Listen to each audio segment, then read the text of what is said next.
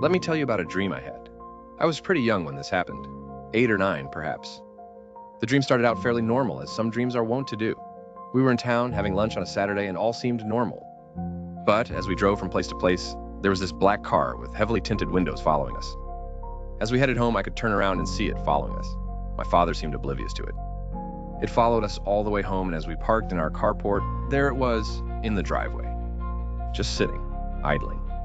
I tried to get my dad's attention, but all I could do was tug on his sleeve. My voice refused to cooperate. He shrugged it off, saying something like, "They're just turning around," and he went inside. I followed. But when I stepped inside, my house had somehow transformed.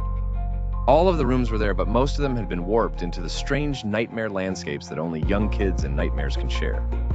The living room was nearly dark, but there was a witch on a broomstick. You could see her in an upper corner on the opposite side of the room, and she was tiny. But as she swooped towards with great speed, she got bigger and bigger until she was zooming right above your head, reaching with grasping, broken nails. The kitchen was lit, but the table was covered in gore, and there was a strange pale man at the table, eating something that still seemed to be writhing and whimpering. My father's room was locked, but there was strange smoke seeping out from under his door. My mother's room was open, but there was no one in it, no one living. The room was dusty on top, but rotting beneath. My feet would sink into the carpet and threaten to sink below the surface. Out the front door, I could get onto the porch, but there was this, gorilla in a little car go-kart sort of thing.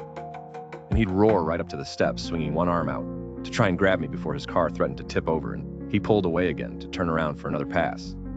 Out the back door, that same black car with the darkly tinted windows sat and waited menacingly. My bedroom was filled with stuff.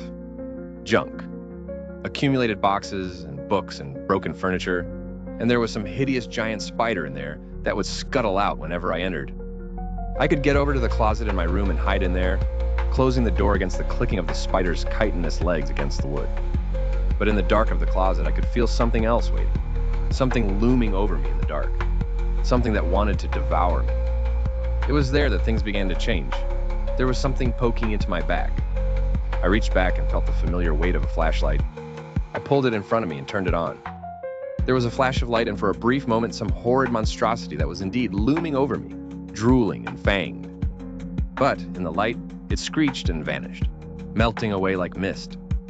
I emerged from the closet, using the flashlight as a weapon, going from room to room and banishing the creatures and horrors and monsters.